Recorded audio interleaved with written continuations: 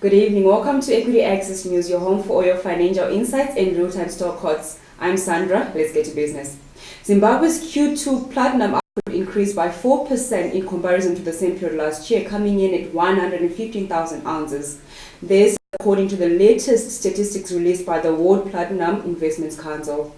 According to the same report, Zimbabwe's 2019 output is expected to increase by 5% to 470,000 ounces compared to 2018. The Communications Regulators Association of the Southern Africa, COCA, hosted the EMF workshop and second consumer affairs meeting today in Victoria Falls. During the event, the Deputy Director General of Portras, Mr. Alfred Marisa, raised concerns over the health effects of electromagnetic fields from telecommunication sources. He elaborated that this has haunted policymakers, regulators, operators, and many stakeholders in equal measure. Speaking at the same event was COCA Head of Telecommunications, Bridget Lindsay, who also highlighted how wireless technologies are being used by consumers and how the penetration rate has increased in SADC and the need to interrogate the impact of these technologies to public health. After reducing the fuel price last week, following lower FOB movements, the government has once again hiked the price of fuel. The maximum pump price for diesel per litre is now $10.42, while petrol blend is now going for $9.95 per litre. According to Zera, the price hikes are a result of the change in fuel price movements and the revised duty regime. In their statement, Zera, however, said that operators may sell at prices below the stated cap depending on their trading advantages.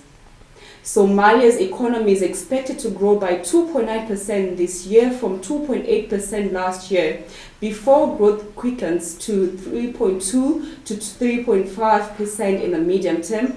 This is according to the World Bank's recent statistics released today. The African country has been in havoc since 1991, when clan warlords overthrew President Siad Barre and then turned on each other. Over the past decade, it has been hit by famine and sporadic terror attacks by Al-Qaeda, as well as a linked militant group Al-Shabaab. The higher growth forecast for the next 3 to 5 years would depend on the country being able to sustain its current economic reform momentum, the World Bank said in a statement.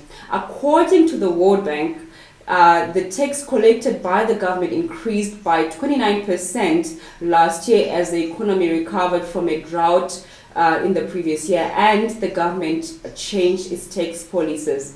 The bank also said while this progress is very encouraging, the available fiscal space remains insufficient to meet expenditure and the needs for education and the health sectors. It asked the government to form a fund dedicated to education to allow authorities in Mogadishu to mobilize more cash from regional states and other partners to support learning. Nissan CEO Hiroto Saikawa has resigned. The company's board of directors announced Saikawa's departure, which is effective from the 16th of September after a meeting today. It named Chief Operating Officer Yasuhiro Yamauchi as acting CEO while Nissan searches for a successor. Saikawa's resignation came just days after he admitted to reports in Japan that he and other top Nissan executives were overpaid as part of a stock-related payment plan. He denied any wrongdoing and said he would retain all the excess funds he got from the project. Also, according to Nissan chairman Yasushi Kimura, while the payments were not illegal, Kimura said the program was intentionally manipulated to increase the amount of money that could be gained from it. He also expressed how they take it seriously as a governance issue and that this is procedure to govern and make sure the same thing that doesn't happen in the future. This concludes our evening news. Thank you for watching. Join us next on our Markets Daily segment. Thank you. Good day. Good night. Climbing to the top takes more than just hard work and smart choices. It's the passion that drives you from within, the endurance to keep going through difficult times, and having a very clear vision of how to succeed. That's what we strive for at CBZ. We're a diversified and innovative listed financial services group in Zimbabwe with a complete range of activities including banking, short and long-term insurance, asset management, and property investments. CBZ has been a pinnacle for stability in the economic landscape of Zimbabwe, stemming from our deep-rooted values, our excellent customer service delivery, and our corporate vision to strive for excellence as a global competitor. Our continuous investment in research and development will cement our promise to provide customer convenience utilizing state-of-the-art technology.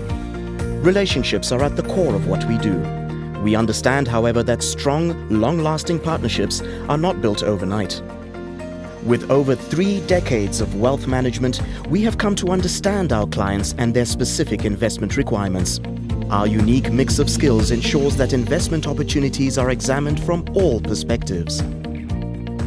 The balancing rocks of Zimbabwe have weathered the elements for thousands of years and stood the test of time, like majestic reminders of the fine balance of nature. They challenge our perception of what is possible and what endures. Just as CBZ has weathered the economic storms and remained steadfast throughout the turbulence of unsettled economies. Achieving the impossible through resilience and stability, we balance the elements of hard work, dedication, and experience, making us your ideal partner for success.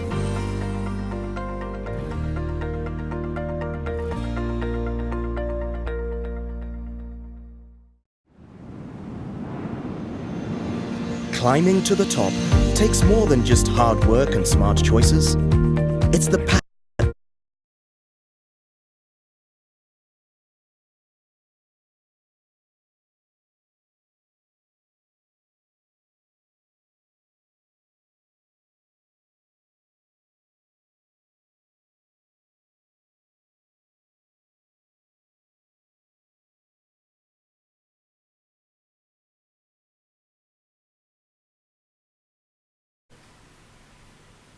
Good evening, viewers. Welcome to Markets Daily.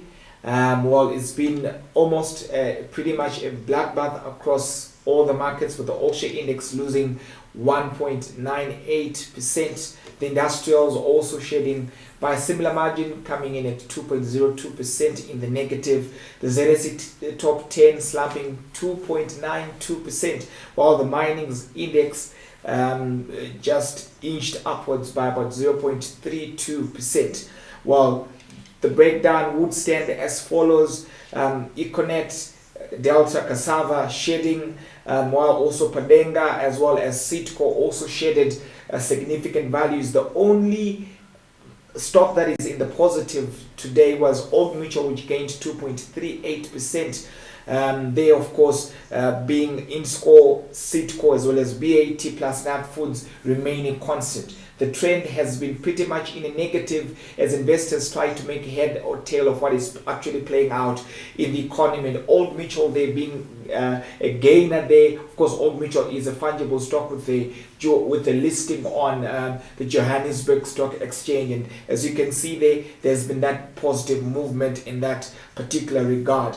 And as well, Old Mutual is the top riser of the day, gaining 2.38%. Just behind that is OK Zimbabwe, which gained 1.71%. Simbisa also coming in, gaining 1.52%. Miko's 1.45%.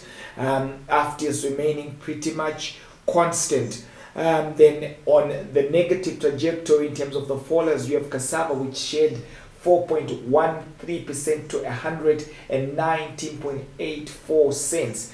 And then just behind that is First Capital Bank, which did shed about 2% to 6.86 cents. Then Delta also in the same bracket, coming in at 1.19%. Then Sitco also shedding 0.52%. But of particular interest there would be the Cassava, which did shed the 4.13%. While several developments there at Cassava to do with the launch of several products across the board, but it remains to be seen how the story actually plays out. Of course, there's been SASI, there's been EcoCash Mobile Bureau. As I said, it remains to be seen how the situation actually plays out there. Then moving right on to the stock market, where we have seen the parallel market hitting the mark of 14.5 against the dollar, while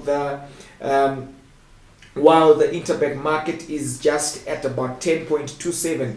Question then remains, will there be conventions between the two? Well, what is actually playing out is a situation where out on the black market or the parallel market, there's very much a lack of confidence in terms of government policy, as well as a lack of clarity where that's concerned. So pretty much there's Climbing to the top takes more than just hard work and smart choices. The populace seeks to make head or tail of where government is headed with its policies. In an earlier discussion with one of the key bankers in the country, CEO for one of the Pan-African banks, he did indicate that perhaps maybe if by the end of the year we close at 20, perhaps that could actually be a positive. But let's see how the situation actually plays out in that regard. Thank you, viewers, for staying with us. Don't forget to like, subscribe, follow us on Twitter, Facebook, and to visit our informative website, www.equityaccess.net. From the Equity Access team and I, thank you and good evening.